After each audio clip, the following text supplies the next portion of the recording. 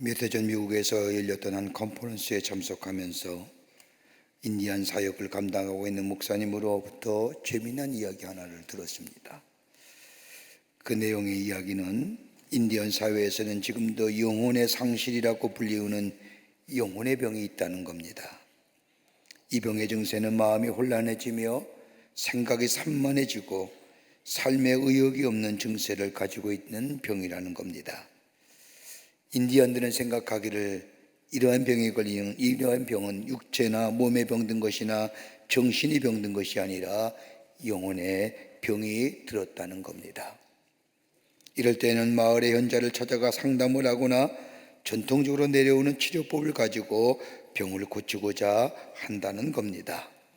그런데 인디언들이 생각하는 영혼의 상실이라고 하는 병의 증세는 대체로 이렇게 나타난다는 겁니다. 그 하나가 뭐냐? 살면서 노래를 그친 적이 있는가라는 겁니다. 언제부터 노래가 그의 삶에 그쳐졌는가? 그걸 알면 알 수가 있다는 겁니다. 여러분에게 노래가 있습니까? 여러분 애창곡이라는 것이 있습니까? 그냥 이렇게 지나가는 유행가가 아니라 여러분의 인생의 여정의 이야기를 담을 만한 노래, 울고 넘는 박달재 그런 거 말고요. 노래가 있는지요? 가만히 있어도 입에서 흥얼거릴 수 있는 노래들. 그 노래가 그치면 인디언들은 생각하기를 영혼이 병들었다는 겁니다. 두 번째는 춤추는 것을 그친 적이 언제부터인가라는 겁니다. 음악 소리를 들으면 흥이 있어야 되는데 아무런 움직임이 없는 겁니다. 삶의 흥이 사라졌다는 겁니다. 언제부터 사라졌느냐라는 겁니다. 제가 몇 달 전에 UMC 미국 연합감리교 총회를 참석하면서 참 인상 깊은 장면 하나 봤는데, 찬양의 소리가 울려 퍼지자 그 안에 있던 모든 회중이 일어나서 찬양을 하며 노래를 하며 춤을 춥니다. 이따만한 흑인 여자도, 저 강대상에 앉은 감독도 일제히 일어나서 찬송을 하며 몸을 흔드는 모습을 보면서 아주 인상 깊게 예배에 참여한 적이 있습니다. 여러분, 노래 부를 때 흥이 있는지요? 찬송 부를 때에 심령의 깊은 곳에서 흥이 있는지요? 그 흥이 언제 사라졌느냐? 영혼에 질병이 걸린 때를 알 수 있다는 겁니다. 세 번째는 사는 게 언제부터 시들해졌느냐라는 겁니다. 사는 것에 재미를 물어보는 겁니다. 사는 재미가 없습니다. 더 이렇게 반복할 필요가 있을까 하면서 매일 반복되는 생활에 짜증나고 삶이 시들해졌다는 겁니다. 여러분, 어떻게 사십니까? 마지못해요? 아닐 겁니다. 그렇게 산다면 우리의 영혼의 병이 든 증거라고 인디언은 생각한다는 겁니다. 또 하나 또 한다면 영혼이 언제부터 영감을 느끼지 못했는가? 언제부터 영혼의 세계, 신령한 세계, 깊이의 세계가 보이지 않는가? 보이는 세계에 대한 보이지 않는 세계에 대한 감각이 언제부터 무뎌졌는가? 다섯 번째는 혼자서 조용히 있는 것이 불편한가? 혼자 있기를 무서워하는 사람, 누군가가 옆에 있어야 한다며 그 자체가 있다면 그 자체가 영혼에 병든 것이라는 겁니다. 혼자 있다는 것은 고독한 것인데, 고독하다는 것은 사람과의 관계성을 단절하고 하나님과의 임재를 경험하는 귀한 시간인데, 어느샌가 혼자 있는 것이 불안하고 불편한 사람, 영혼이 병들었다고 인디언은 생각합니다. 이런 증세가 나타날 때면 인디언들은 마을의 현자를 찾아가서 상담을 하거나 현자의 말을 듣는다고 합니다. 성경도 똑같은 얘기예요. 그보다 앞서 얘기하는 거죠. 영혼이 병들면 닫혀진 존재가 되고, 영혼이 병들면 고립된 존재가 되고, 영혼이 병들면 들려지지 않는다는 겁니다. 이런 사람에게는 다른 사람의 말이나 그 어떤 좋은 말도 들려오지 않는다는 겁니다. 더 나아가 자기 세계에 갇혀 마음을 열거나 받아들이지 않는다는 겁니다. 디모데후서 4장 3절과 4절의 말씀을 보면 때가 이르리니 사람이 바른 교훈을 받지 아니하며 귀가 가리워서 자기의 사역을 쫓을 스승을 많이 두고 또 그 길을 진리에 돌이켜 허탄한 이야기를 쫓느니라. 듣지 못하면요, 귀가 가리워서 듣지 못하면 교만으로 가득 차고 욕심으로 가득 차고, 이럴 때면 다른 사람의 말이나 그 어떤 말도 들리지 않을 뿐만 아니라 이렇게 되면 진리에서 떠나게 되고, 진리에서 떠나게 되면 허탄한 것에 마음을 들고 사욕에 마음을 두고 그 길을 따라가게 되면 멸망의 길로 이른다. 그와 반대로 시편 1편의 말씀을 보면 복 있는 사람이 어떠한 사람인가에 대하여 말씀합니다. 시편 1편 1절의 말씀을 보면 복 있는 사람은 악인의 꾀를 쫓지 아니하며 죄인의 길에 서지 아니하며 오만한 자의 자리에 앉지 않는다고 말씀합니다. 악인의 꾀를 쫓지 아니한다는 것은 교만한 마음과 욕심으로 가득 찬 사람들의 말을 듣지 아니한다는 겁니다. 여러분, 악인이라고 할 것은 하나님을 알지 못하는 사람은 철저하게 교만함과 더불어 이기심에 가득 찬 사람이요 욕심에 가득 찬 사람들이기에 저들과 함께 공모하거나 저들과 함께 앉지 아니하는 사람입니다. 저들의 말을 듣지 않습니다. 이렇다고 한다면 듣는다는 것이 얼마나 중요한 것인지요. 오늘 본문에도 예수님 우리에게 중요한 말씀을 내주시고 계십니다. 13장 16절의 말씀을 보면 너희 귀는 들음으로 복되도다 라고 말씀하시고, 17절 후반부에 와서는 너희가 듣는 것을 듣고자 하여도 듣지 못하였느니라고 말씀합니다. 여러분, 믿음은 어디서부터 시작될까요? 들음으로입니다. 하나님의 말씀을 들을 때에 우리의 믿음이 시작됩니다. 그럴 때 우리의 영이 살아 꿈틀거립니다. 여러분, 하나님의 말씀들이 들을 때 우리의 영이 살 뿐만 아니라 우리 영이 살게 될 때에 보는 것이 달라지고, 보는 것이 달라질 때에 생각하는 것이 달라지고, 생각하는 것이 달라질 때 우리의 삶의 태도가 변화가 오게 되고, 이럴 때에 우리의 미래가 새롭게 열려집니다. 그러게 듣는 것만큼 중요한 것이 없습니다.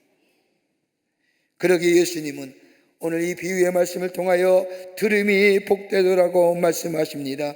예수님의 이 들음이 복되도라고 하는 말씀이 어떤 영적인 의미를 가질까요? 오늘 본문의 말씀을 통해서 함께 말씀을 나누며 몇 가지로 함께 은혜 받고자 합니다. 첫째는 다름이 아니라 들음으로 인하여 구원의 역사가 일어납니다. 오늘 본문의 말씀 17절의 말씀을 보면 너희 귀는 들음으로 복되도라고 말씀합니다.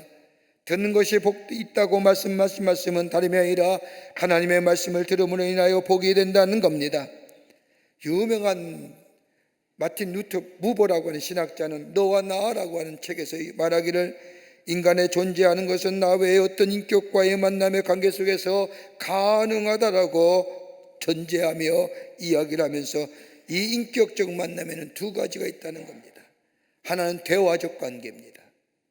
말할 수도 있고 들을 수도 있는 관계, 듣고 말하는 관계, 이런 관계 바로 인격적인 관계라는 겁니다. 우리의 신앙도 하나님과의 인격적인 관계, 내가 하나님 앞에 말하고 말씀하고 하나님이 내게 말하는 것을 이 듣고 하는 이 인격적 관계 속에서 우리의 믿음이 성장된다는 겁니다. 여러분, 한국교회가 짧은 선교의 역사를 가지고 있으면서도 부흥하게 된 원동력이 어디 있을까요? 그건 다름이 아니라 기도였습니다. 여러분, 우리 신앙의 선조들을 보면 얼마나 많이 기도했는지 모릅니다. 기쁠 때도 기도했고 슬플 때도 기도했습니다. 어려운 일 당하여도 다른 것을 먼저 한 것이 아니라 하나님 앞에 엎드렸습니다. 강력한 기도였습니다. 거기서 하나님의 뜻을 발견하며 그 발견하고 깨달은 하나님의 거룩한 뜻을 삶에 실현하여 살았기에 오늘 이 한국기독교회가 세계 속의 기독교 되었고 이 사회 속에서 크나큰 영향을 미치는 귀한 우리 교회가 된 것을 보게 됩니다. 여러분, 1970년과 60년과 70년대를 보면 목사님에게 두 부류의 목사님이 계셨습니다. 우리나라가 참 어려울 때였죠. 경제적으로 여러분의 형편적으로 어려울 때에 두 부류의 목사님이 계시는데, 한 부류는 그 어려운 때에 저 외국에 나서 공부하고 돌아오신 목사님입니다. 그분들은 서양의 새로운 학문과 새로운 문화와 새로운 삶의 모습을 통하여 우리 교회의 성도들의 신앙의 새로운 지평을 여신 목사님입니다. 그리스도인의 삶의 매너가 어떤 것인지, 삶의 태도가 무엇인지, 어떻게 우리가 삶을 살아가야 되는지 그분들의 귀한 교훈을 통하여 우리의 신앙의 지평이 열려지고 넓어진 것을 보게 됩니다.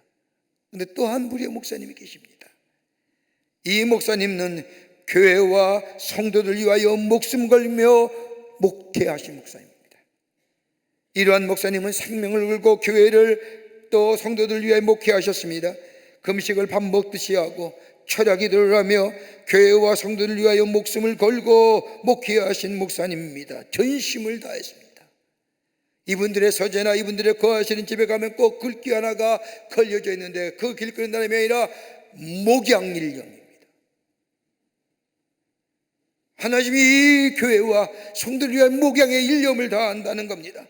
그분들에 있어서 강력한 큰 힘은 다름이 아니라 기도였습니다.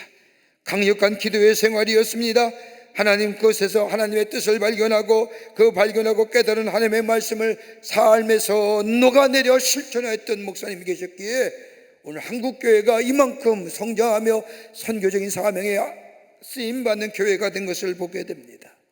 여러분, 그렇다고 한다면 우리의 신앙에 이런 모습들이 있는지요? 강력한 기도가 우리 가운데 있는지요? 한 걸음 더 나아가 기도했으면 하나님의 음성을 들어야 되는데 하나님의 음성을 듣고 계시는지요? 우리가 하고 싶은 기도만 하고 자리를 뜹니다. 하나님의 음성 듣기를 거절합니다. 하나님의 음성을 듣지 못하니 하나님의 뜻을 알지 못합니다. 그저 마음에 생각하는 대로 기도하고 이것이 마치 하나님의 뜻인 양 생각하며 삽니다. 그러니 열매도 없고 내용도 없는 허례와 의식만 있는 믿음의 생활. 하나님의 음성을 듣지 못하니 나를 향한 하나님의 생각을 왜곡하게 생각하여 해석하여 살아갑니다. 그러다 보니 우리 안에 하나님의 새로운 창조 역사가 일어나지 않는 겁니다. 들어야지요. 또 하나 마틴 부보라는 사람이 얘기하는 만남의 관계는 상대방을 비인격적으로 대하는 관계입니다. 나의 이익을 위하여 상대방을 내 수단으로 쓰는 겁니다. 다른 사람이 나를 자신의 이익에 의해서 자신의 욕심을 위해서 이용하는 겁니다. 여러분, 이것만큼 기분 나쁜 일이 없습니다. 그러면서 마틴 부부는 말하기를 나와 다른 사람의 관계가 인격적 관계로 맺어지느냐 아니면 비인격적 관계로 맺어지느냐, 나와의 관계하는 사람의 관계성이 너와 나의 I, thus냐 아니면 I, it냐. 내가 다른 사람과 관계가 나와 너와의 인격적 관계가 아닌 나와 그것의 관계가 되면, 그 안에 물질이나 그 밖의 관계가 된다면 인간관계가 파괴될 뿐만 아니라 내가 망가지고 더 나아가 나의 나 아담의 존재가 상실된다는 겁니다. 하나님과 나와의 관계도 마찬가지입니다. 하나님과 나와의 관계가 인격적 관계냐, 하나님이 나의 하나님이 되고 나의 아버지가 되고 나는 그의 자녀가 되느냐라는 인격적 관계가 될 때에 그 안에 새로운 관계를 통하여 새로운 관계성을 통하여 내 삶의 새로운 역사를 일어나는 거예요. 하나님이 내게 어려울 때만 내 기도에 응답하느냐, 내가 힘들고 어려울 때마다 나의 섬속에 찾아와서 내 문제를 해결하시느냐, 하나님과 나와의 관계가 비인격적 관계가 될 때 내 신앙은 다분히 세속적이고 다분히 미신적 관계가 돼요.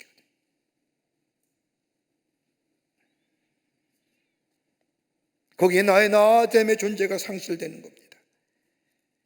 창세기 3장 이하의 말씀을 보면 하나님께서 에덴 동산에서 아담이 죄를 지었을 때에 저 따먹지 말라는 선악과를 따먹고 저 숯불 사이에 숨었을 때 하나님이 아담을 찾으시지 않습니까? 아담아, 아담아, 내가 어디 있느냐? 아담아, 내가 어디 있느냐? 여러분, 하나님이 모르셔서 아담을 찾으실까요? 아담아, 내가 어디 있느냐라고 하는 이 찾으심의 물음에는 하나님은 아담과의 관계가 인격적 관계 속에서, 하나님과의 바른 관계인 인격적 관계에서 바른 응답, 진실한 응답을 원하시기에 아담을 찾으시는 거예요. 어느 아메리칸 인디언이 뉴욕 시내의 한 친구를 찾아갔습니다. 그 친구와 함께 뉴욕의 시내를 걷다가 갑자기 걸음을 멈추고 옆에 있는 친구에게 귀에다 손을 대고 이야기하는 겁니다. 야, 뉴욕에도 귀뚜라미가 있네. 뉴욕의 그 번화한 시내에서 귀뚜라미의 소리를 들었더라는 겁니다. 옆에 있는 친구가 깜짝 놀라서 말하기를, 나는 생전에 뉴욕에 살면서 귀뚜라미 소리를 들어본 적이 없는데 라고 말하며, 이 친구가 인디언 친구에게 말합니다. 당신은 산속에 살아서 청각이 발달돼 이 복잡한 뉴욕 가운데서도 귀뚜라미 소리를 들을 수 있구나. 여러분, 영적으로 민감해야 됩니다. 그래야 하나님의 음성을 들을 수 있습니다. 이것이 살 길이요, 하나님의 음성을 들을 때 저 악어의 골짜기에 마른 뼈들이 다시 살아나 맞춰서 생명력 있는 것처럼 말씀이 들려질 때 우리의 삶이 살고 우리의 영혼이 살고 우리의 미래가 새롭게 열려집니다. 그러게 다윗은 하나님의 말씀을 듣기를 즐겨했습니다. 시편 119편 147절 이하의 말씀을 보면, 내가 새벽 전에 부르짖으며 주의 말씀을 바라싸우며 주의 말씀을 묵상하려고 내 눈이 야경이 짙기 전에 깨었나이다 라고 고백합니다. 주의 말씀을 들으려고 내 눈이 밤이 깊기 전에 깨었다는 것은 새벽이 되기 전에 주의 말씀을 듣기 위해 일어났다는 겁니다. 그러기에 시편 119편 103절의 말씀을 보면, 주의 말씀에 마치 내게 어찌 그리 단지요 내 입술에 꿀성이보다 닿다 있다라고 고백하는 이유가 여기 있는 겁니다.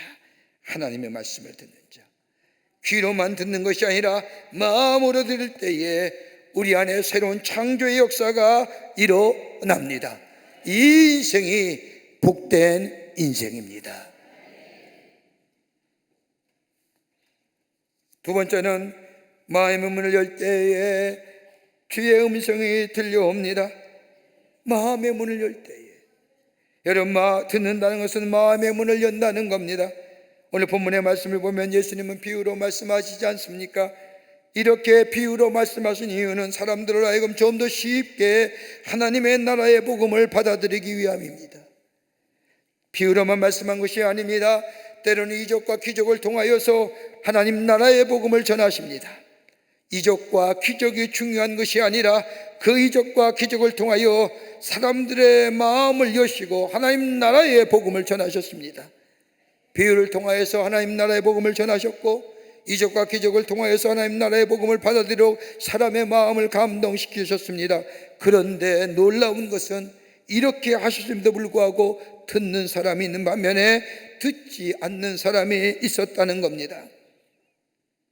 이적과 기적만 바라보고 기뻐할 뿐이지 그 안에 담겨진 하나님의 말씀을, 하나님의 복음을 들으려 하지 않았다는 겁니다. 왜요? 영혼이 병들었기 때문에.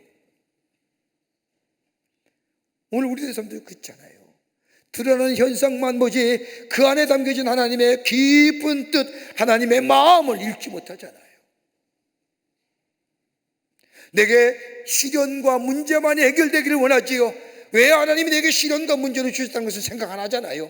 시련과 문제가 너무 크기에, 너무 고통스럽기에 이 문제만 해결되면 되고 왜 하나님이 이 문제를 내게 주셨는가를 생각하지 않잖아요. 그래 우리의 신앙이 다분히 어린아 같은 신앙이다. 내게 이 기쁨을 주셨는가? 내 인생의 여정저정이 하나님이 인도하시는 삶이라고 한다면, 하나님이 내 삶의 주인이시라면 내게 왜 기쁨이 있었는가? 그저 기뻐하고 감격할 뿐 아니라 네 기쁨을 주신 하나님의 뜻 생각할 줄 알아야죠.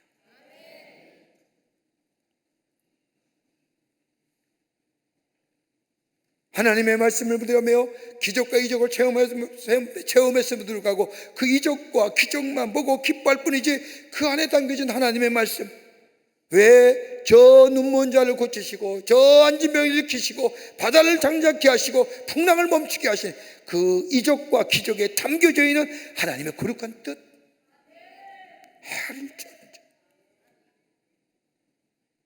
이게 무뎌지니까요, 우리의 신앙이 눈에 보이는 것만 원하는 거예요. 파크마모라고 하는 사람에 의하면 인간의 내면에는 무엇인가에 대한 공포심이, 알지 못하는 공포심을 가지고 있다는 거예요.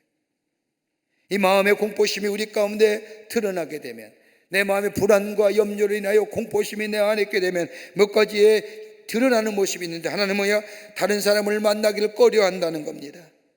마음의 불안과 공포심을 가진 사람은 다른 사람을 만나면 자신이 손해볼 것 같으니까 다른 사람을 만나게 대하여 공포심을 갖는다는 겁니다. 또 하나 모습이 있다면 다른 사람과 이야기하기를 꺼려한다는 거예요. 마음의 불안과 염려와 공포에 마음이 들게 되면 다른 사람과 이야기를 꺼려하는 것은 다름이 아니라 자신만의 세계가 무너질까 봐, 이런저런 사람들의 이야기를 들으면서 내가 살아온 삶이 아무것도 아닌 것이 될까 봐, 자신의 의견이 무너질까 봐 겁이 나서 사람을 만나기를 꺼려한다는 겁니다. 또 하나의 모습이 있다면 자기의 정체성이 무너질까 봐, 별것도 아닌 자신만의 것, 자신의 고집이 무너질까 봐 다른 사람을 만나기를 꺼려하며 마음을 열지 않는다는 겁니다. 여러분, 마음을 연다는 게 뭘까요? 다름이 아니라 다름을 인정하고 듣겠다는 거예요. 듣는다는 것은 내가 들은 바를 받아들이겠다는 거예요. 나 자신의 고집과 내가 가지고 있는 것을 포기하겠다는 거예요. 여러분, 성경 말씀을 가만히 보면 우리 하나님이 우리를 향하여 자주 하시는 말씀이 있어요. 다름이 아니라 내 마음을 달라는 거예요. 내 마음을 달라. 그리고 나의 말을 들으라는 거예요. 여러분, 마음은 히브리어에서의 그 사람의 전체를 얘기하는 겁니다. 생각만이 아닌 삶의 전체를 내게 달라는 겁니다. 그러기에 마음을 달라, 내 말을 들으라는 것은 내 마음의 문을 열고 내가 하는 얘기를 전적으로 받아들이라는 겁니다. 다른 말로 말하면 마음과 마음이 만나는 인격적 관계를 우리 하나님이 원하시는 겁니다.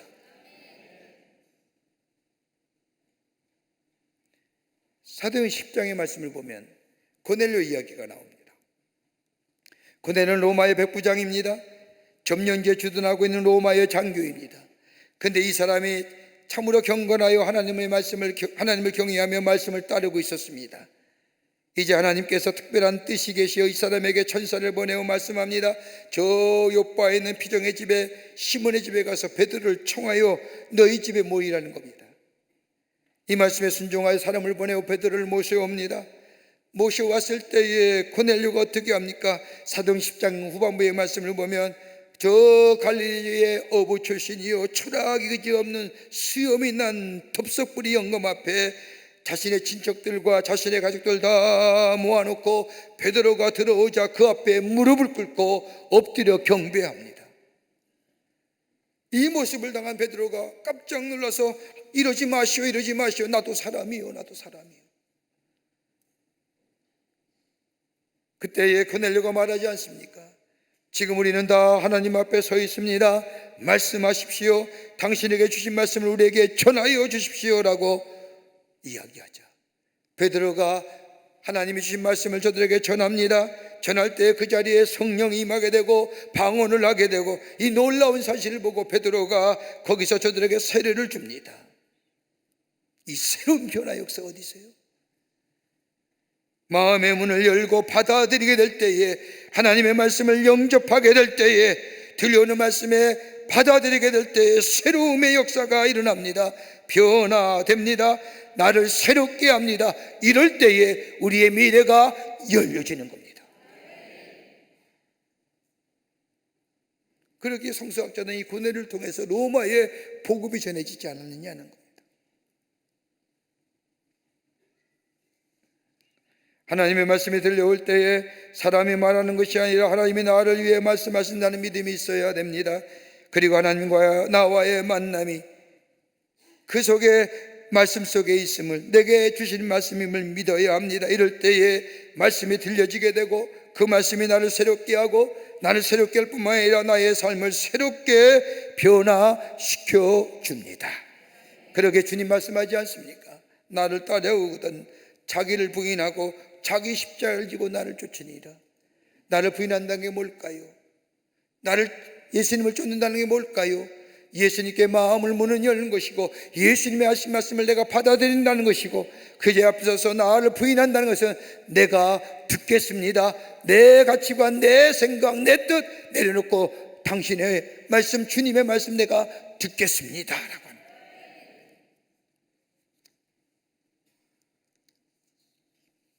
여기에 곤고한 영의 새로운 영의 역사로 바뀌어지게 됩니다. 새롭게 변할 뿐만 아니라 하나님의 손길, 창조의 손길을 경험하게 됩니다. 새로운 미래가 열려지는 축복이 있어지게 되는 겁니다. 끝으로 들어질 때에 비로소 믿어지는 복을 누립니다. 자, 오늘 본문의 말씀을 보십시오. 예수님은 오늘 본문의 말씀을 비유로 말씀하면서 그 비유의 말씀이 밭에 뿌려진 씨앗에 대한 비유입니다. 씨앗이 뿌려졌는데 어느 씨앗은 길가에 뿌려지고 돌짝밭에 뿌려지고 가시덤불에 뿌려지고 옥토에 뿌려진 씨다. 그러면서 말씀하기를 길가에 뿌려진 씨는 악한 자가 와서 빼앗음으로 인하여 더 씨가 자라지 못하고 돌짝밭에 떨어진 씨는 뿌리가 없기에 환난과 박해가 오면 다 시들어 죽게 되고 가시덤불에 뿌려진 씨는 자라다가 세상의 염려와 재물의 유혹 때문에 다 없어지고 옥토에 뿌려진 씨앗이 그 뿌리를 내리고 열매를 맺는데 그 열매가 30배, 60배, 100배의 열매가 맺어지느니라 하십니다.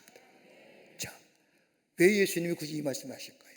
앞에서 들을 귀 있는 자는 들으라고 말씀하시면서 비유의 말씀을 하신 이유가 어디 있을까요? 다름이 아니라 우린 다 하나님의 은총 안에 산다는 겁니다. 하나님의 은혜가 다 임합니다. 하나님의 말씀이 모두 다 임하였다는 겁니다. 하나님 나라의 복음의 말씀이 모든 사람에게 임했는데 어떤 사람은 저 길가에 떨어진, 어떤 사람은 저 돌짝밭에, 어떤 사람은 가시덤불 같은 마음의 밭에, 어떤 사람은 옥토에 떨어진다. 들려졌다는 겁니다. 그러면서 예수님은 저 옥토에 뿌려진 씨앗에 대하여 말씀합니다. 그 말씀이 땅에 떨어져 열매를 맺되 30배, 60배, 100배의 열매를 맺느니라. 여러분, 예수님이 말씀하신 것이 저 길가에 뿌려지시나 돌짝밭에 떨어지나 가시덤불에 떨어지시에 대한 말씀하실까요? 우리 주님의 관점은 다른 것이 아니라 옥토에 떨어진 저 씨앗이 자랄 때에 30배, 60배, 100배의 열매가 맺는다는 것에 우리 예수님이 말씀하시는 관점입니다. 그렇다고 한다면 그 열매가 어디서 맺어질까요? 그 말씀이 뭐예요? 내게 믿어지게 될 때에 믿어지게 될 때. 믿어진다는 것은 뭐예요? 거듭난다는 거예요. 중생한다는 거예요.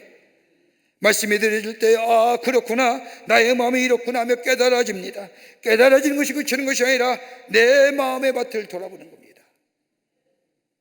거기에 거듭남의 역사가 일어나고 거기에 새로움의 역사를 경험하게 되고 그 새로움의 역사가 뭐예요? 거듭남의 역사가 나의 삶을 새롭게 변화시켜 주십니다. 그리고 나서 뭐예요? 열매 맺는 작용을 얘기하지 않습니까? 온전하게 이해가 되어집니다. 하나님의 말씀을 들을 때 아 진리야 깨달음이 옵니다. 말씀이 제대로 이해가 됩니다. 이해가 되니 믿어지게 됩니다. 더 나아가 감격하게 됩니다. 그리고 그 말씀에 심취해 되게 됩니다. 그리고 그 말씀에 대하여 온전하게 따라 행하여 헌신하게 됩니다. 그럴 때에 30배, 60배, 100배의 열매가 맺어지는 겁니다. 그냥 맺어지는 게 아닙니다. 그 마음의 밭이 하나님의 은혜로 받아들이고 믿어지고 이해가 되고 심취하게 되고 헌신하게 되는 거예요. 우리 교회도 오셨던 위르겐 조르겐 몰트만이라고 하는 독일의 신학자가 희망의 신학을 얘기한 독일의 신학자가 있습니다. 얼마 전에 세상을 떠나셨는데 그분이 저희 교회 창립 70주년을 맞이하는 작년에 기념한다고 편지를 보내셨어요. 아마 그분이 우리 교회를 향한 마지막 편지, 한국을 위한 한국교회 마지막 편지일지도 모르겠습니다. 제가 지금 제 서재에 갖고 있는데 그분이 쓴 책 가운데 생명의 셈이라는 책을 보면 거기 이런 얘기가 납니다. 우리가 너무 이기적인 생각 때문에 이기적인 생각에 모여 있어서 결과적으로 희망을 잃어버렸다. 이 영적인 무감각과 맞서 싸우면서 이기적인 생각을 극복할 때에 비로소 희망을 볼 수가 있다라고 얘기합니다. 여러분, 이기적인 생각은 뭐예요? 다분히 현재적이잖아요. 이기적인 생각이 미래적이에요? 현재적이에요. 이걸 넘어서게 될 때에, 이걸 넘어서는 자가 될 때에 우리 안에 생명지향적인 인생, 생명중심적인 인생, 영원한 생명을 살 수 있다고 희망의 신학자인 조르겐 몰트만이 얘기합니다. 이기적인 마음 넘어가는 거예요. 저 들짝과 같은 마음, 저 길가에 쓰러진 띄어진 뿌려진 마음들, 가시덤불과 같은 마음들. 그러게 에레미야 6장 10절의 말씀을 보면 귀의 할례를 받으라고 말씀합니다. 더러운 질을 깨끗이 씻어버려야 한다는 겁니다. 오늘 예수님도 말씀하시잖아요. 귀 있는 자는 들을지어다라고. 몇 번 얘기, 무려 예수님이 10번 이상 얘기하십니다. 여러분, 말씀을 들을 수 있는 귀를 가진 사람 행복한 사람입니다. 말씀을 들을 때에 믿어지는 사람 복된 사람입니다. 말씀을 들을 뿐만 아니라 그 말씀에 감격하여 사는 사람 영원한 생명을 소유한 인생입니다. 이럴 때에 그 말씀이 나를 지배하고 나를 다스리고 그 인생은 세상을 이길 뿐만 아니라 하나님의 나라의 30배, 60배, 100배의 열매를 이 땅에서 맺으며 새로운 미래의 주인공이 되는 삶으로 살아가게 되는 줄 믿습니다. 이 믿음이 여러분과 저 가운데 있어지기를 주의 이름으로 축원합니다. 하나님 감사합니다. 저희들 주께서 사랑해 주셔서 하나님의 자녀 삼으심에 감사합니다. 우리에게 말씀을 매일매일 주시는데 우리가 듣지 않을 때가 많이 있음을 고백하게 됩니다. 주님과 나와의 관계가 인격적인 관계 속에서 나에게서 나를 향하여 하시는 말씀 듣게 하여 주시고 그 말씀 따라 실천하며 사는 저희가 되게 하여 주셔서 옥토에 뿌려진 씨앗처럼 30배, 60배, 100배의 열매가 맺어지는 복된 인생의 삶 되게 하여 주시옵소서. 새로운 미래가 열려지는 인생 되게 하여 주시옵소서. 예수님의 이름으로 기도하옵나이다. 아멘.